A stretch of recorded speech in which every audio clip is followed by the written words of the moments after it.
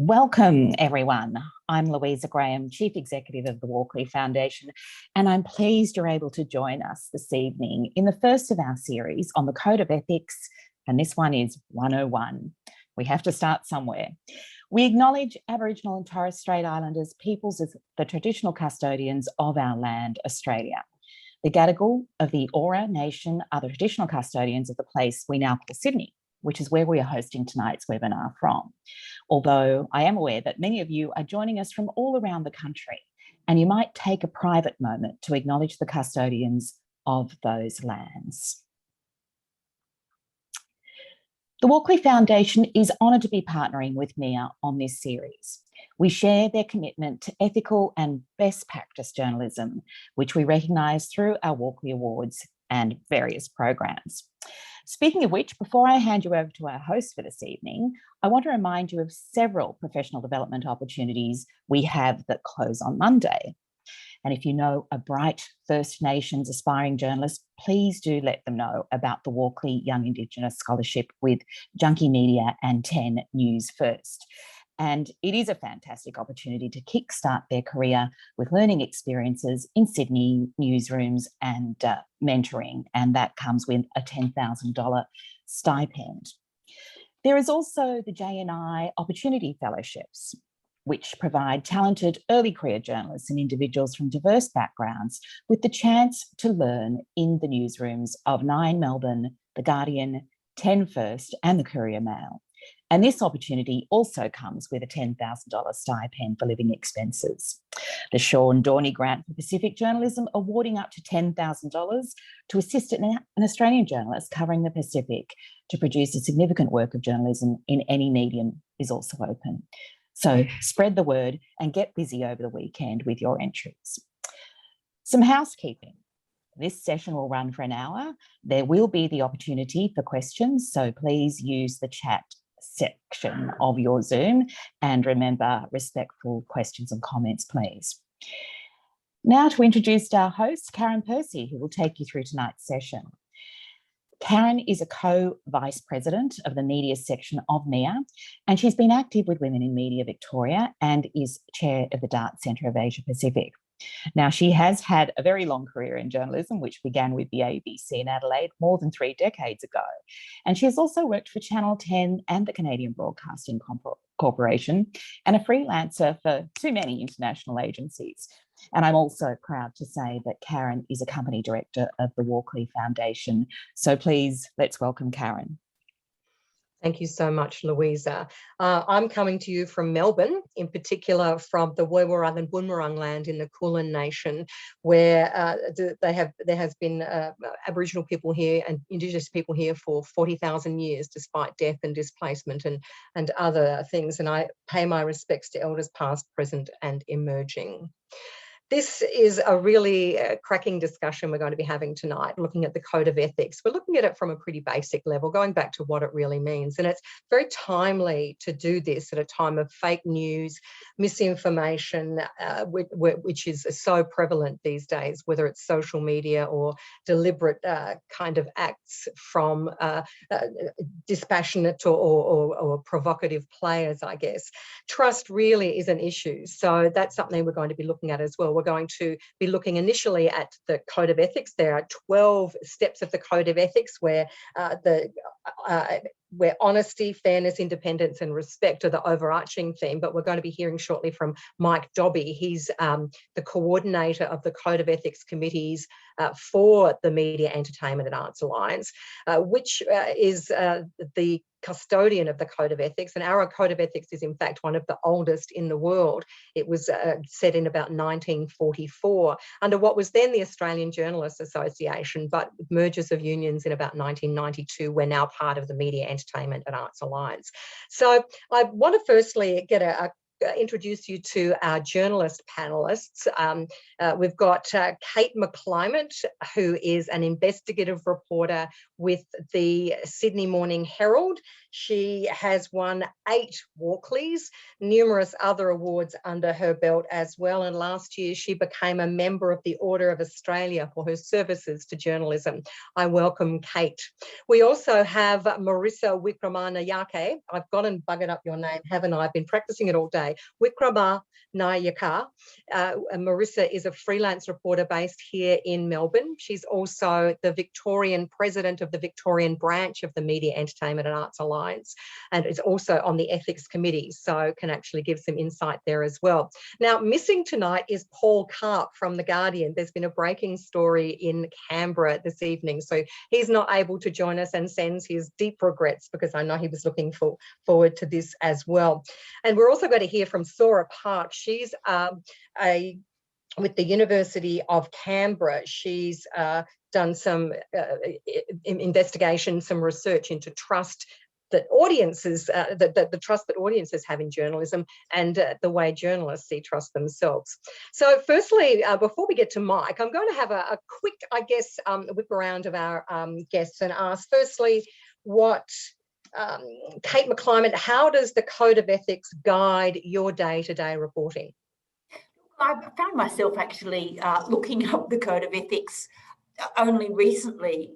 And look, you have a basic understanding of it, but it's always good just to have another reread of it, because there's always things in there that you, just refresh yourself about. But it's surprising in our office how we often talk to each other about our ethical dilemmas. If this and this happens, what do you think, I should do about this? Because even if you've got a code of ethics, sometimes things are never quite black and white. And I always feel that it's a good idea to talk to your colleagues. If you have any doubts at all, just talk to people about, what they think. It's always good to have a sounding board. Marisa, tell me your thoughts, especially as a freelancer. I guess it's a little bit of a different scenario. It's a very different scenario because I think most of my ethical considerations come when I get an opportunity to write a story, and then I have to decide, am I the right person to write that story? That's my ethical consideration first and foremost. Like maybe I'm not the right person and I'm overstepping, and it's not my community to talk about, and it requires someone from that community or that space to do the best job possible. So I think about what the story needs and what the people it represents and the sources need. And so you go back to the code of ethics when, like you say, you've got something and that's very nuanced and you need to kind of work out like, okay, where does this fit into? Or if there's a complaint happening, which is often the case, you go back and see what it refers under. But in general, I find the code of ethics very easy to understand, but that just might be my case. I come from a marginalized identity, so I think a lot of things are very obvious to us that might not be obvious to someone who doesn't share that marginalized identity. And so that's where they trip up and go wrong. But lots of things make sense to me to like not do and do as per ethics. So how would you rate the ethicalness of journalism in Australia today? 1 being low, 10 being high. Who are you asking? Sorry. Marisa. Marisa, I was thinking 3 to 5 based on like what I see. So it is low, and I think that there are reasons for that. But yeah, maybe we can explore those in a minute. Yeah, later. Kate, your thoughts. Where do you rate ethicalness of journalism at the moment? Look, I think it depends on which part of journalism you're practicing. I think in the mainstream media, I think generally it's probably about 6. But I think in other pockets, and I think especially, I don't mean any disrespect to freelance journalism, but sometimes I think, you can't, the things that you are saying on Twitter or the stories that you are trying to write, you cannot say it that way. You can't present it that way. And I just think that perhaps people don't understand what the ethical obligations are. But I think that in the mainstream media, we should understand, and often we don't. Absolutely. We can explore why and what we might do about it in a moment. But I'm now going to call on Mike Dobby. Mike is MEAA's head of the Committee of Ethics, the Media, Entertainment and Arts Alliance's Committee on the Code of Ethics. We actually have investigations. We have people, you know, if breaches are reported and they're members, we can investigate them. And Mike knows that inside out. So he's going to give us a presentation, a bit of an overview of the various provisions of the code, how it all started, investigations and the like. So I'll hand over to you, Mike. Thank you. Thanks, Karen. Well, welcome everyone. Look, my job as the coordinator of the Ethics Committee is as a policeman, effectively. My job is to receive complaints about breaches of the Code of Ethics and to channel them to the Ethics Committee of MEAA.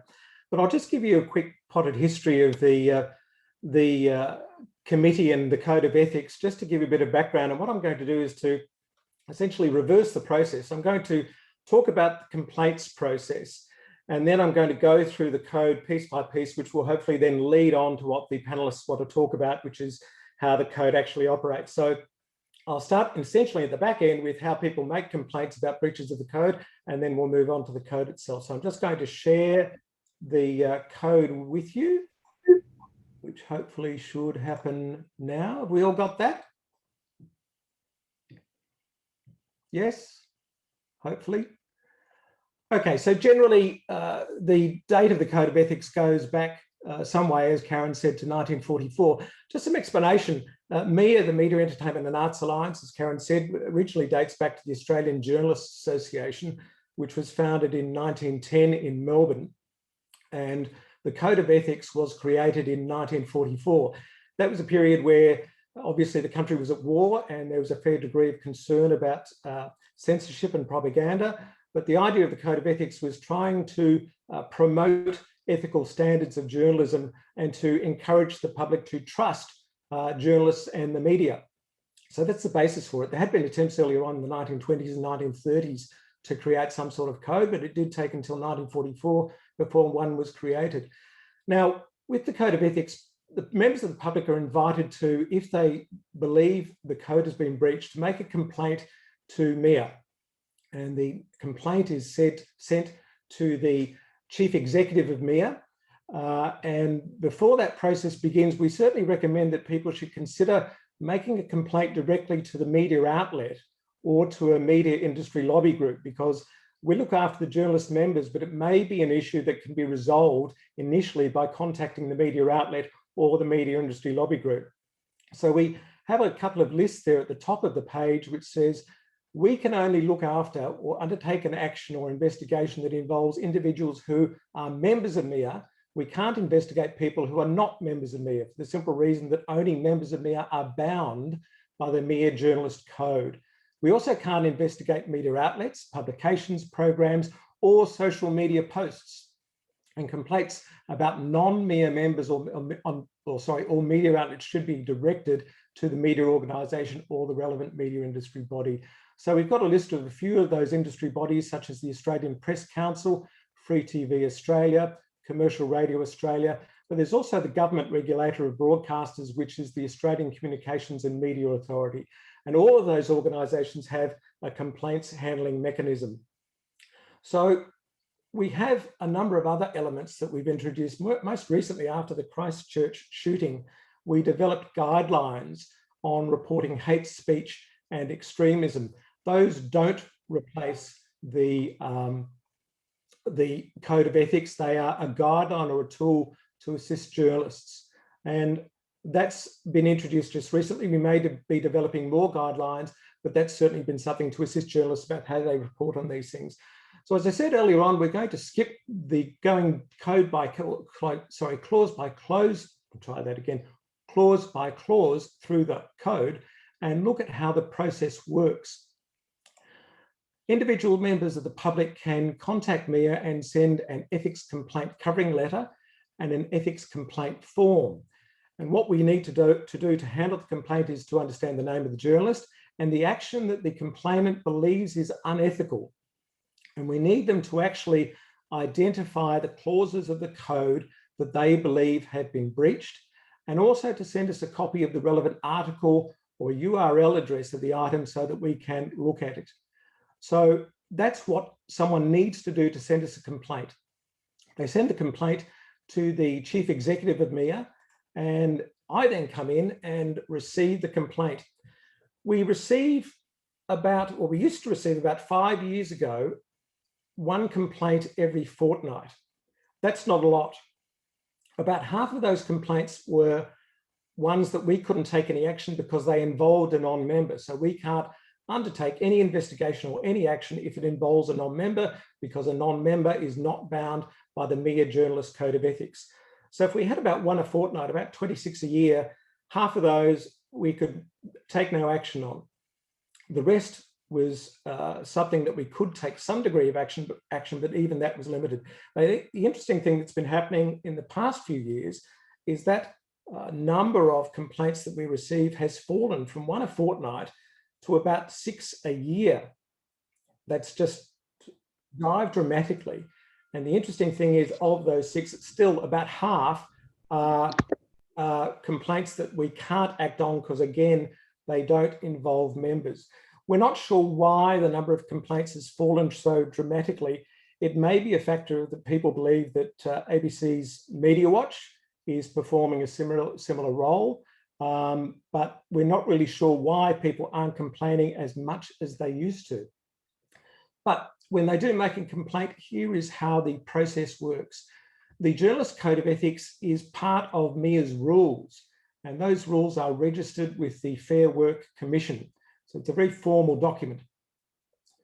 When a complaint is brought against a MEAA member, they will be investigated by MEAA's National Ethics Committee. So a complaint is made, it's sent to the chief executive, it's then received by me, and my job is to determine if the complaint refers to a member or a non-member. As I said, if it's a non-member, there's nothing we can do, and I'll send back a letter saying, look, we can't act on this particular complaint of yours because it involves a non-member of ours, but you may wish to consider sending your complaint to another organisation. If the complaint does involve one of our members, it's sent to the chair of the National Ethics Committee, and you can see his photograph there. It's Greg Miskelly, who's now a freelance journalist, but has a very long career at the ABC before that. His job is to determine if a complaint needs to be investigated. And if it does, he will then form a panel to investigate the complaint. He may determine that no investigation is necessary, and he will reply back to the complainant to let them know.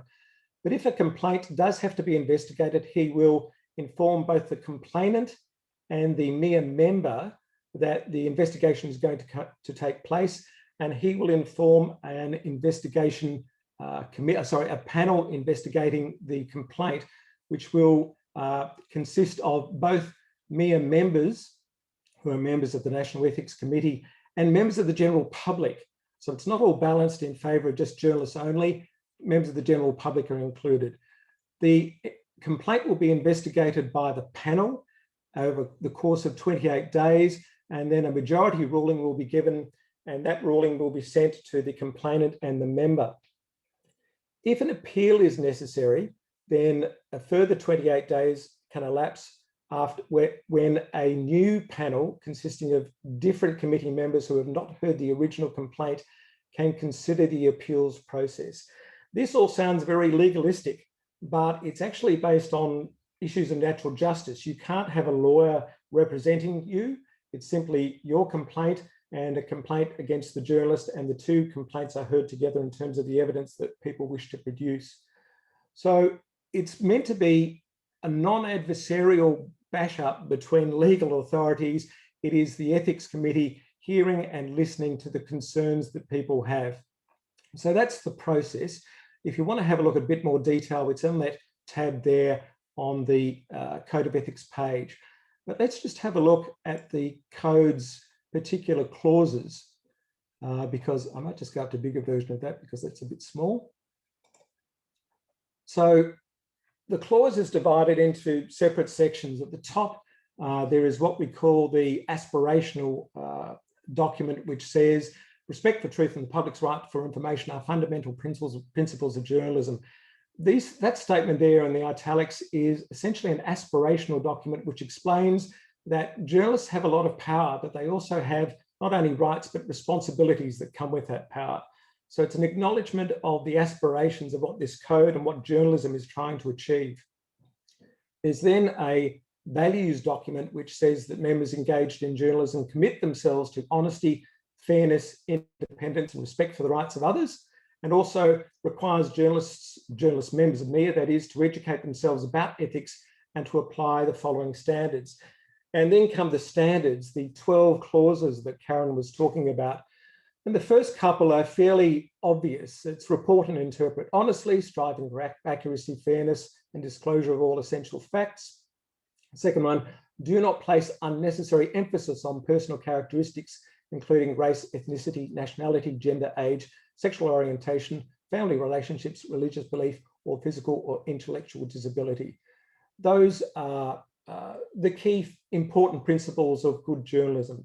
But the clause that probably interests many people, and certainly from a press freedom perspective that we have, is clause 3. And that is a very important one from the perspective of journalists who work with whistleblowers. Clause 3 says, aim to attribute information to its source. Where a source seeks anonymity, do not agree without first considering the source's motives and any alternative attributable source. Where confidences are accepted, respect them in all circumstances.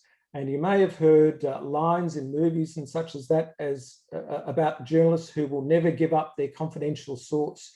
That's what that particular clause is all about.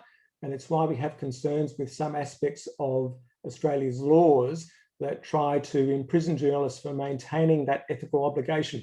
The journalist has no choice. They must maintain that ethical obligation to protect their confidential source, the whistleblower, if you like, under all circumstances. Mike, I'm going to interrupt you there just because you've gone way over time and we've got a lot to get through tonight. But it's fabulous that we've seen that, and we are going to have in the rest of our series looking at some of the very specific parts of the code. But Mike, thank you very much for that. And we've also, while Mike's been speaking, Paul Karp has been able to join us from Canberra. He's with The Guardian. He's covering all things federal politics, and of course in the past year that's meant COVID-19. He's also been in the thick of industrial relations in his role at The Guardian, but also previously in his role as a reporter with the Thomson Reuters Foundation Thomson Reuters when he was here in Melbourne. So welcome to you, Paul. Thank you so much for managing to squeeze us in. I'm going to throw a quick question at you. How does the Code of Ethics guide your day-to-day reporting? Yeah, so I think it provides some content to general principles because, yeah, everyone remembers general principles about serving the audience and serving truth, but it gives better guidance about, in particular situations, what that involves. So, you know, one of them is disclosure of all essential facts is a very important one. And, you know, there's a degree of subjectivity about things like, you know, fairness, like how do you decide what is fair? But disclosure of all essential facts is a bit more pointier one that you can prompts you to think about what to put in a story. It could also, the ethics are also a prompt for, you know, deliberations personally or difficult conversations with others. For example, attribution of sources is another example. Because the Media Code of Ethics talks about there having to be a reason for someone to be not to be confidential, to be quoted anonymously in a story, and so that's a prompt to consider, you know, that person's motives. Are they just doing it for their own expedience or to dump on a political opponent? Because I'm in the Canberra Press Gallery now, so that tends to be the main function of why people want that anonymity and that confidentiality. So can I ask you then, how would you rate the ethicalness of Australian journalists? 1 being low, 10 being high. I put this already to Kate and Marisa. I'm going to sit on the fence and say 6. It's quite hard to make generalizations because the best of the profession are so good and are so extremely ethical, and the worst are terrible. And, you know, without singling out any publications, some of the ethical guidelines about not plagiarizing, I think that one particularly is being really under challenge and degraded at the moment by an outlet whose business model is, you know, just ripping off multiple reporters, ripping off multiple stories a day of deeply investigated work at other outlets.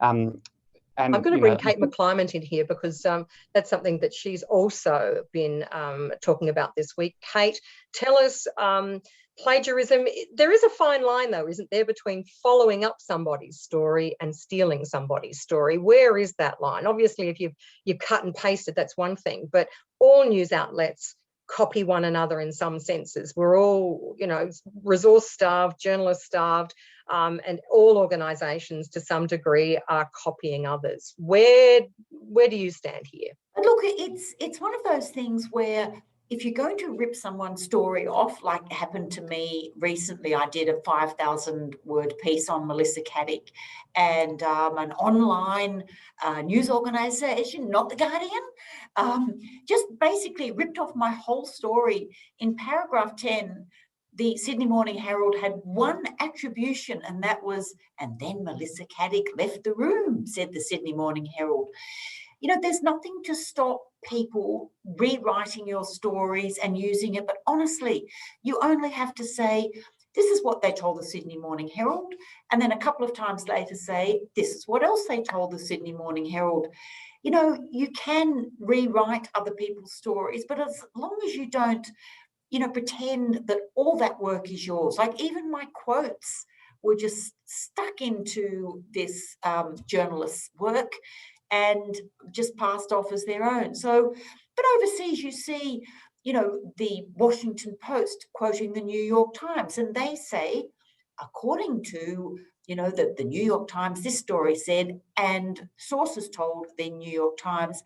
I don't think our readers give a damn about, you know, whether you're saying, you know, somebody else has already, you know, been told this. It's the facts that matter. And I just think that just because they're not just cutting and pasting, or they're doing your quotes, but even if they just rewrite bits, it's the same effect, really. It's stealing somebody else's work, and it's really no effort just to throw in a couple of attributions. Marisa, freelancers find this a lot, and it's very frustrating for them because they don't have the ability or a big organisation behind them to be able to swing in and say, this is wrong. What do you as a freelancer, and I know, you know, you're a great leader within the freelance community, what is it you tell your, you know, your colleagues, your friends about the best way to go about this? I tell them to contact the union first and foremost, because it is an issue. It is an issue under the Code of Ethics. It's clause 10, do not plagiarize. And we have a lot of outlets that rip off freelance work. And the moment you do that, for us, it's a paycheck. If you're in-house, you get your paycheck every week, every fortnight, however long, right? So, and all these things just happen in the course of the thing, and it's upsetting. But for us, we lose that money as soon as, you know, we lose the opportunity to rewrite a piece and resell it somewhere else. They could offer us that opportunity, but they just pluck things wholesale. So for people, it's missed opportunity. They don't get byline credits, so it's a missed opportunity there, because, you know, when we go in for work and we have CVs to present, we, like, people don't understand how freelancing works and like how many stories you actually might get to do. And you have to say, I wrote for so and so and so and so and so and so, and people go check bylines and things. And sometimes it comes up, it might look like you've stolen the piece from someone else rather than they've stolen it from you. So it's all this stuff about reputational risk and like financial risks and things like that. So I tell them to go to the union and sort it out. But unfortunately, sometimes even that doesn't help. Very often, if the outlet or the people responsible at the outlet are not MEAA members or don't want to discuss things, and there's nothing to like help them, sometimes I suggest sending an invoice. I think that's not a bad idea at all. Yeah. I want to pick up, Paul, on one of what you were saying in your first answer about the you know, sort of the leaks that you get and the drops that happen in politics. It's not just politics where you have that kind of, I'm so close to the hand that feeds me, I don't want to bite it. You know, there's politics, there's sport, there's the police round, even to some degree the courts round. How do you ensure that you're not just doing somebody else's propaganda and putting out somebody else's spin? It's great to get a story, but how do you ensure that? Well, I think you have to not show them favoritism just because it was them that gave it to you. But I think there is a danger of going in the opposite extreme, because I do see that some newer news organizations or independent news websites are very critical of the mainstream media, including The Guardian, including the Sydney Morning Herald, for writing, you know, when the PM or the Treasurer gives a speech and there's an advance copy of the speech. So the good practice is somewhere in between. Like, it is the PM giving a speech, it is the Treasurer giving a speech, so that is newsworthy. So the view that you shouldn't report it at all because it's a nasty drop is clearly an overreaction. It is news, but you have to treat it critically. You know, just because the PM is saying, oh, we're going to do X, Y, Z, is this the first time they've announced it? Is it a re-announcement? Is it likely to happen?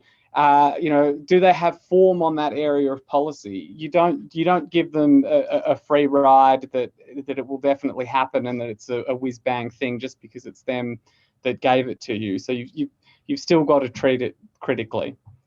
Kate, I want to talk to you about unidentified sources, and I guess that leads into protecting sources, because there's been some controversy recently about naming of a source over the video that came to light of the masturbation over desks, etc. But where do you think the line is in, you know, where you need to protect a source, and that means not identifying them, and the real need for naming a source or understanding a source? Because accountability and credibility really comes when somebody is prepared to put their name out there, but it can be very dangerous for some. Well, I think that the example that you raised is a very interesting one, because while you may you might see somebody as a whistleblower and you give them your guarantee of ethical protection, but then other news organisations might not have ever made the same, you know, basically ethical arrangement with that person. It's, you know, for whistleblowers, it's a very, you know, a difficult line that they, you know, have to tread. And look, there's just no question that once you give an obligation to somebody, you owe them confidentiality. But in the past, over the years, I've seen things happen where the whistleblower has lied to the journalist. And then what happens to your ethical obligations to that person? Are all of them thrown out the window? Do you say, well, now that you've lied to me, you know, I'm free to reveal who you are? I mean, I don't think that you do, but there's, you know, I think as our panelists were saying earlier, it is never a clear path. I mean, sometimes it's a clear path. You have somebody, they ask for anonymity. They might actually be murdered. If they are a member of an organised crime gang and they are giving information, of course you need to weigh that up. But as Paul was saying, sometimes you do need to find out why they are giving you the information, because if they're giving it anonymously and it's so they won't be caught out for dumping on someone else, you know, you have to sort of weigh up, you know, whether you have to push them further to say, look, come on, there's fair, you know, we're only hearing one side of this, you know, of what you're saying, and that's why you want to be an anonymous source. Why don't you put your money where your mouth is? And at all times, you have to try to get people on the record. And I think the information sometimes is just, you know, so much more valuable if there's a name to it. It's not always possible. Marisa, these days the term activist journalist is thrown about as a bad thing. Is this accurate? You know, we've got the enough is enough context, and we've got a lot of particularly women journalists, you know, being very strident about it or writing very strong things about it. The Code of Ethics states that journalists should not allow personal interest or belief to undermine accuracy, fairness, or independence. Is objectivity, balance possible, or is it even desirable anymore?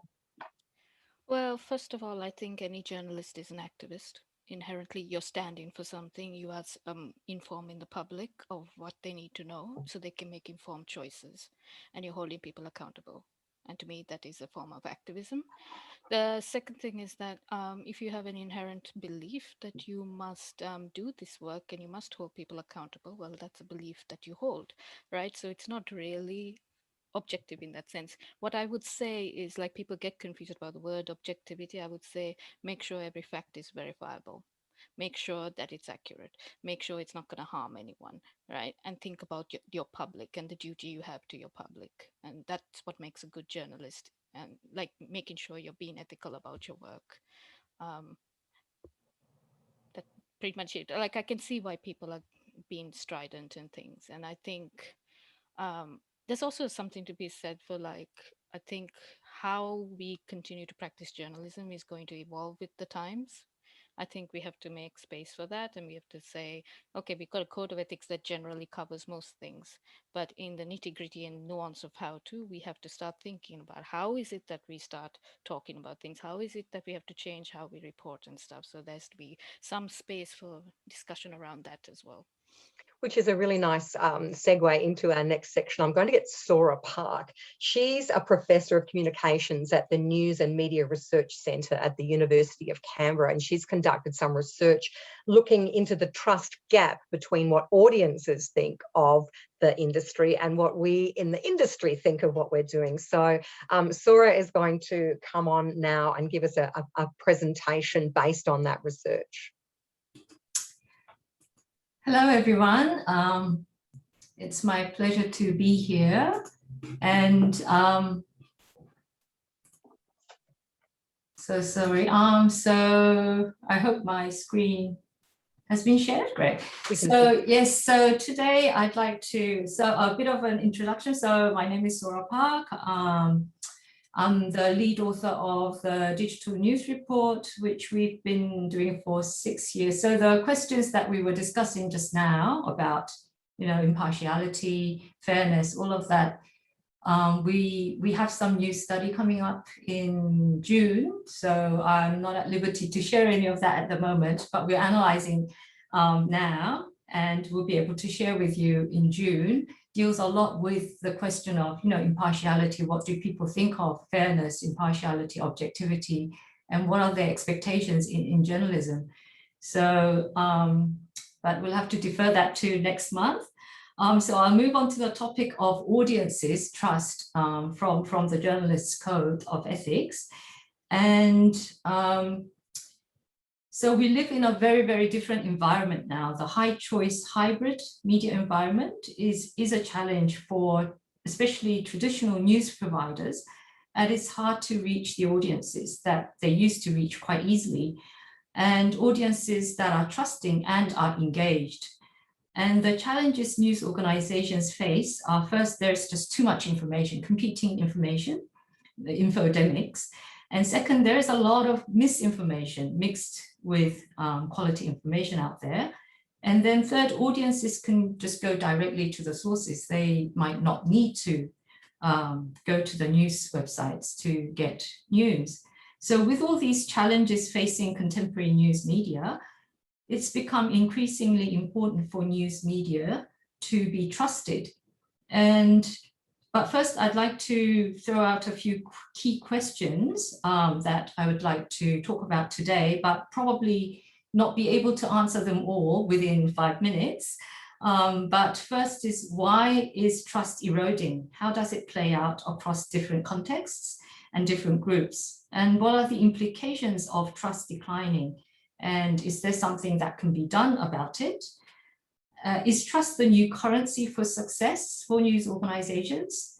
What are the factors that influence audience trust? So these are such big questions that I'm just throwing it to you. And a few key facts that I have found through research is that, first, is trust really declining? Some say it is, but it's not definitive. Rather, trust fluctuates. It goes up and down, depending on external circumstances. For example, during COVID, trust really surged. And so trust it might be declining, but there's a question mark there.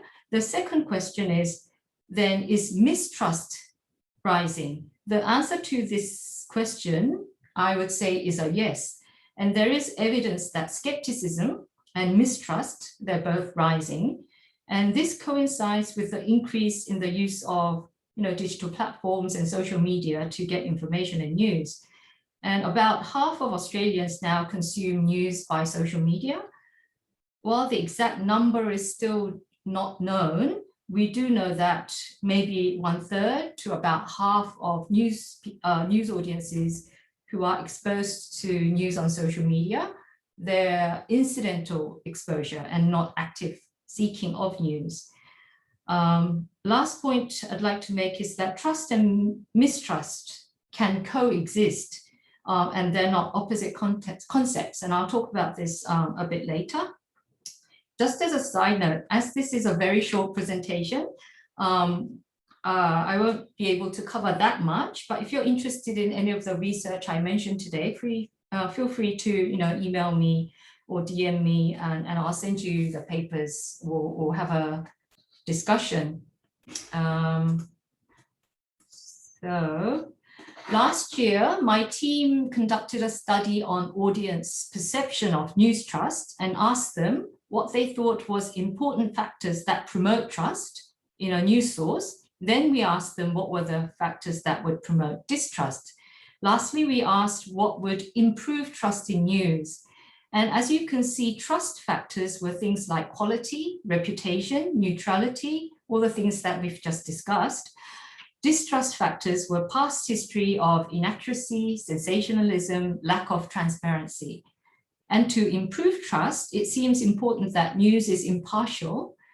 Transparency, quality were deemed as important as well. In this study, we only asked about the factors that are related to the news content itself. But there's a more recent study conducted by the Reuters Institute for the Study of Journalism at Oxford, which looked at broader contexts of trust. And their study found that editorial processes and practices of journalism were rarely central to how people think about trust. Only a small number of people understood how journalism works or how the decision-making and news gathering operates. And instead, many focused on more stylistic factors or qualities concerning the presentation of news as more tangible signals like appearance, aesthetics, and that influenced their perception of quality or reliability in news. So there is a gap in the perception of what is trust between news producers and consumers in that sense. So why is trust so important then? I'd like to show you a study we conducted during the early stages of the COVID-19 pandemic in April last year. We asked questions around where people get news about COVID and then asked them which source they trusted. And as you can see from the figure, there is a big gap between the sources they access and the sources they actually trust. And as you can see, trust does not correlate with consumption. And news media, while low in trust, have the highest consumption level. So then what is at stake here, if that's the case? If people consume the news, regardless of trust, what's the problem? In a high choice media environment, anyone can get any information at any time. And it's almost impossible to avoid news because people are online or on social media on their phones all the time. But as I mentioned before, I'd like to say that trust and mistrust are two different concepts, and we need to separate them in order to understand audience behavior. So mistrust is not the opposite of trust or the lack of trust. It's more of delaying the judgment and deferring trust until confirmed. So there's this general skepticism that people choose not to blindly believe something. Instead, when they encounter information, they defer the judgment, they go out, check the validity or veracity of it. And this is a new trend, especially among younger generations. So if you agree that trust and mistrust are related but separate concepts, then it's possible, we can say that somebody can have both high trust and high mistrust. And it's also possible for people to have both low trust and low mistrust, or one or the other. Having high trust is not necessarily a bad thing for journalism if that's the case. The real problem we are facing in the digital environment is that those who have both low trust and low mistrust in news are the very disengaged news consumers. And increasingly, so they're not news consumers, disengaged citizens. Increasingly, news consumers raise concern about news failing to address matters that would make a difference in how they live their lives, the relevance to their lives. These kinds of frustrations about news being out of touch relate to trust the most, because many see it as a consequence of news organizations ultimately prioritizing their own interests and not the audience. However, it's not just the news content that make people turn away. They themselves might have low news literacy or low political interest. They might not know what's happening. So these people are also likely to disengage. So who are these people and how large is this group? There is no research conducted to date about disengage, because most research focuses on news consumers. But we can extract a few data points from the 6 years of our digital news report. And we found that 6 to 11% of adult Australians are those people who have very low or no news consumption at all. And another 19% are infrequent news consumers who access news less often than once a day. So they sometimes consume news. So I'm going to have to get you to wrap up. Sorry, you've gone way over time as well. Yes. So please give it another 30 seconds or so. Yeah. Otherwise, we'll not get to questions. Thank you. Yes. So, and 1/3 say, well, do you trust news? 1/3 say neither, meaning they're not really, they're indifferent. And we also found that 68% have very low news literacy in Australia. So that's, so this group of disengaged people is the real crisis of journalism. It's not that trust is declining, but that there is a growing number of these disengaged people who have both low trust and low mistrust in news. Thank you. Thank you. So I really appreciate that. And if you're interested in that, more in that information, Sora is findable online, and you can get hold of that research. So thank you so much. So we're going to go to your questions now. I'm going to just scroll back on what we've heard from some of you. We've had somebody asking, I guess it was picking up on Kate's comment about the unethical behaviour of some people online. You mentioned in particular, Kate, freelancers on social media. Not to name names, but would you care to just elaborate a little on that? Look, I think I misstated that, and I think most freelancers are actually getting paid to do a job. I think what I possibly should have said was activists who call themselves journalists. And there's one person in particular who's already been to jail twice in 1 year for, calling himself a journalist, but then making, unfounded accusations about pedophile judges, about all sorts of people. And I just think that sometimes those kind of people, anyone can call themselves a journalist. And I think that the ethical obligations that, freelancers and people who work for a mainstream journalist abide by are a complete anathema and completely unknown to these kind of people. But, because you can blog, you can have websites, you can call yourself a journalist, it's very hard to, either control or, just rein those people in. Thanks, Kate. Paul, I'm going to put this one to you. This is from Venus Kalesi. What about when journalists pit journalists against each other in the culture wars?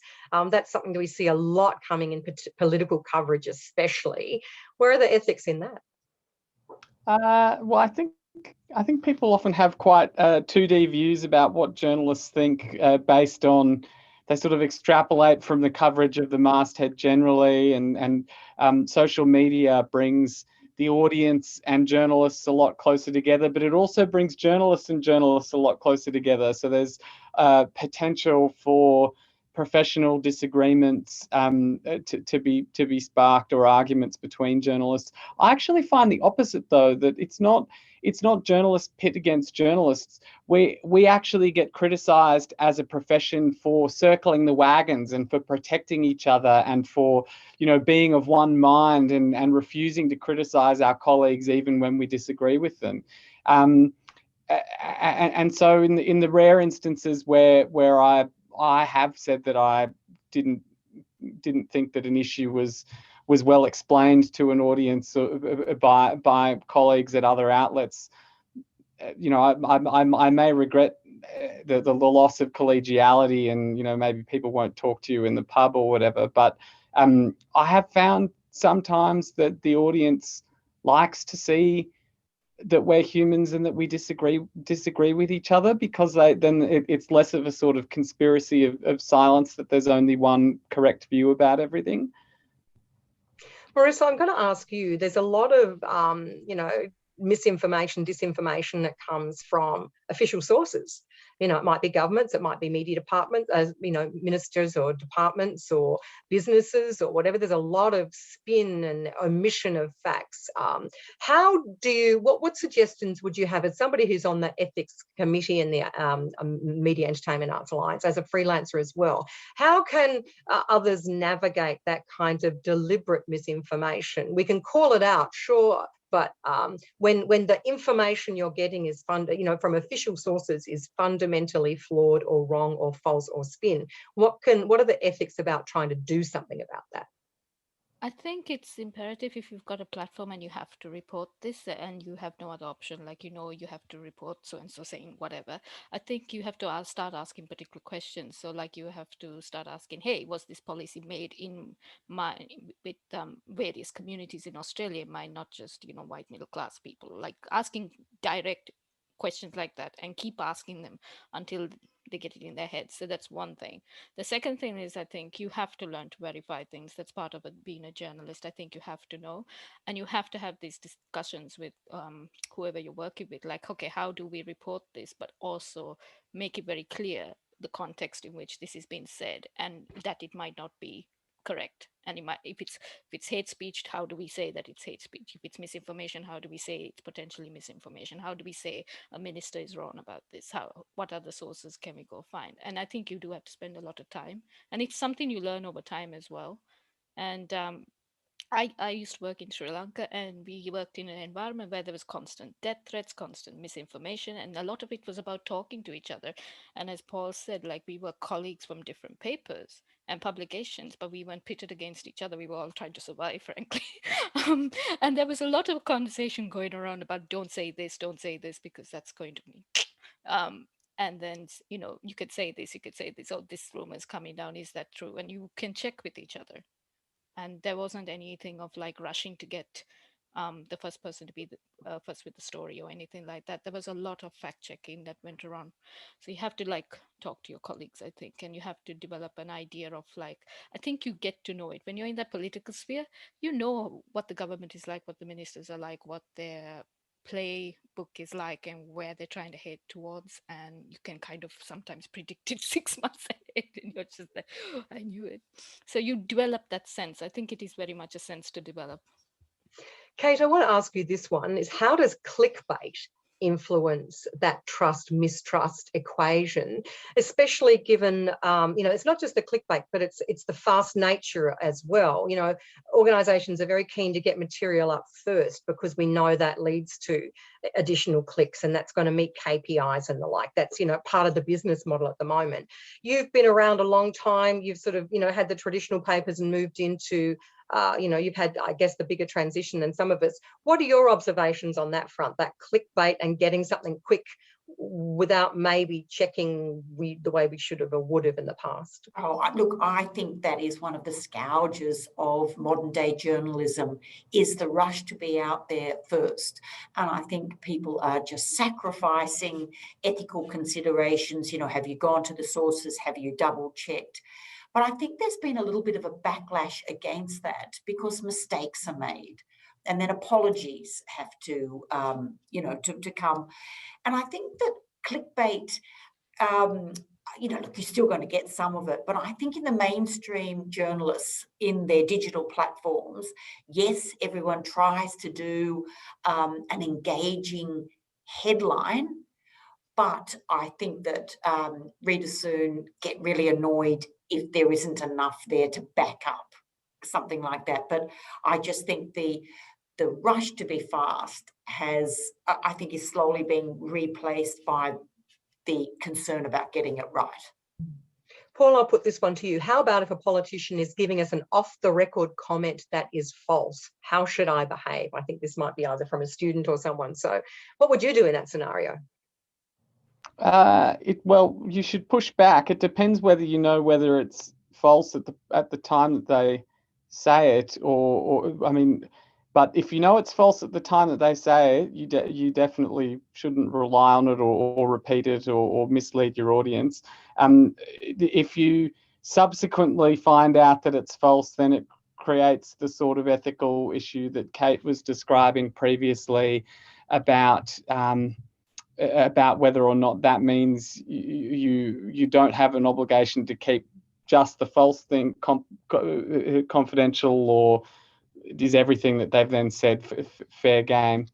The politicians don't lie that much to the journalists. It generally happens in the other direction, where you get something like MEAA Cash is in front of Senate estimates and she says, my office didn't tell the TV cameras to be at the AWU headquarters, and journalists might know better. They might know that yes, it was Cash's office that did that. So it tends to happen the other way around, that they're lying in public, and that the fact that can explode that, rather than that they lie to your face. But don't repeat lies is a good rule.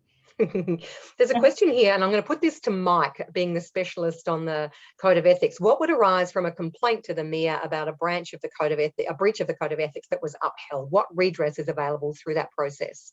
Sure. Well, make it quick, please. Yeah, we're nearly out of time. We have to realise that the hearing is not a court of law. There are legal remedies for some breaches of law, so that's one avenue. And you also have to remember that the Privacy Act protects the privacy of both the complainant and the member. But there are 5 punishments, if you like, for breaches of the code. One is a warning. Another is suspension of their membership. One is the expulsion from membership. One is an official admonishment, and another is a $1,000 fine.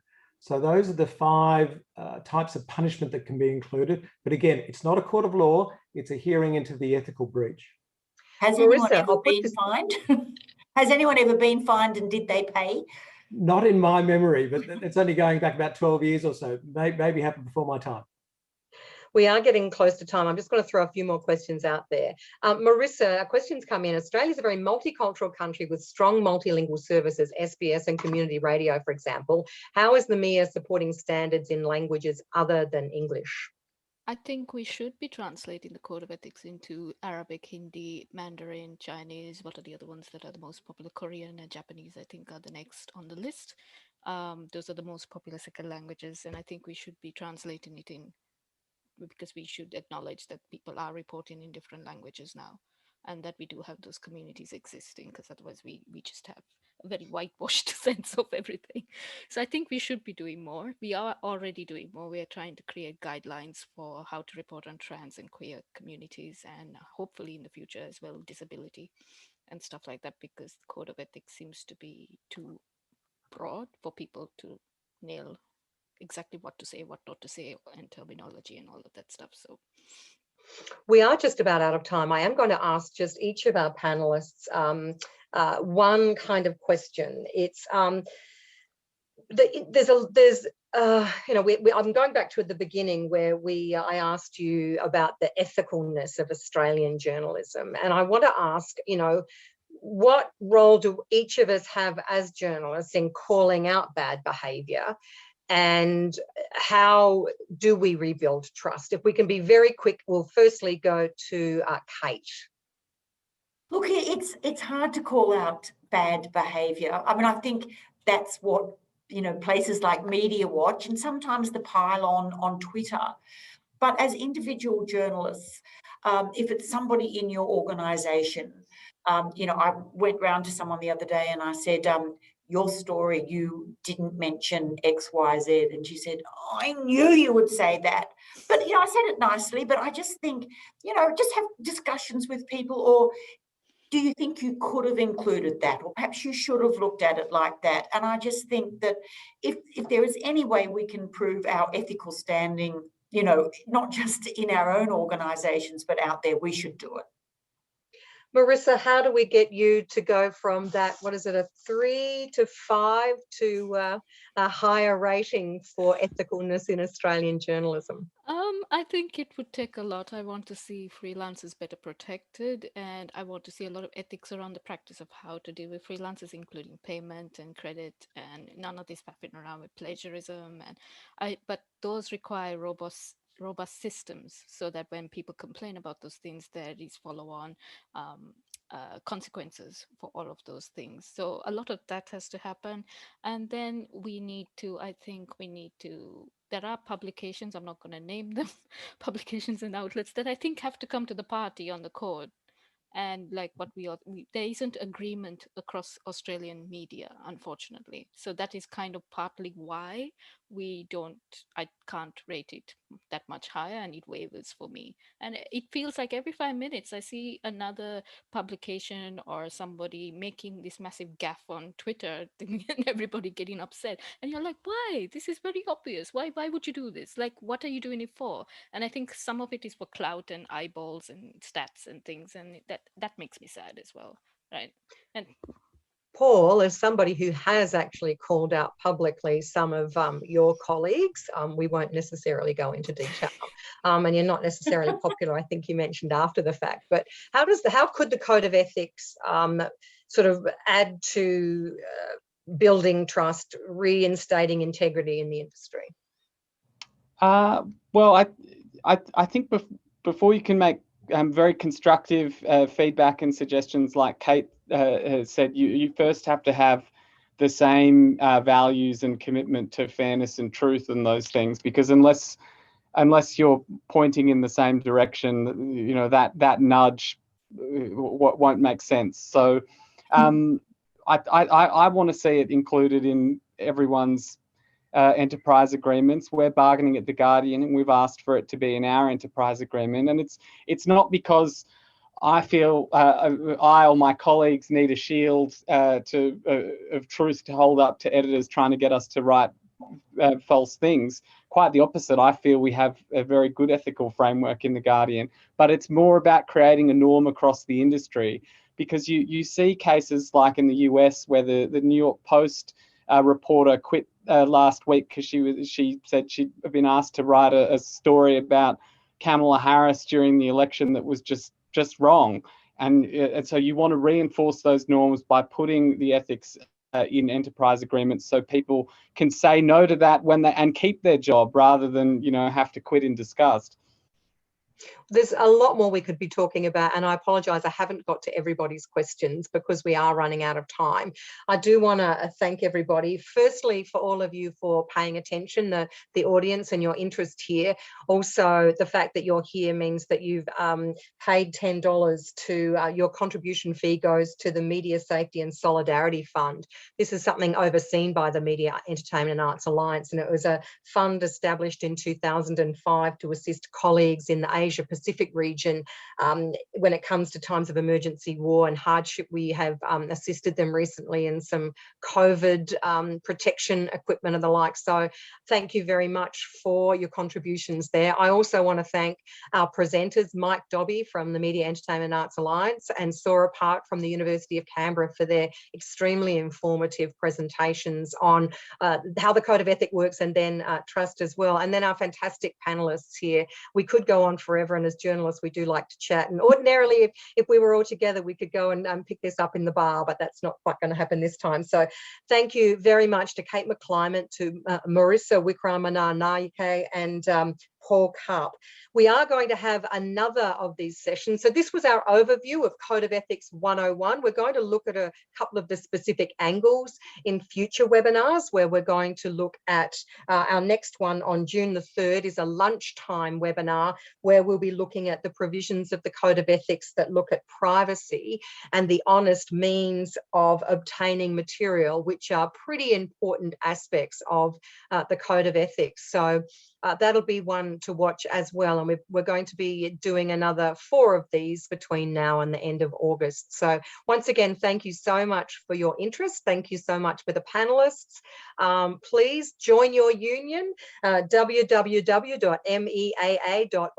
You can join the union and see the details of the Code of Ethics there as well. Thank you for the Walkley Foundation for the fantastic work they do in all of these webinars in supporting journalism, supporting excellence in journalism and fostering ethical journalism. So thanks to everybody. See you next time.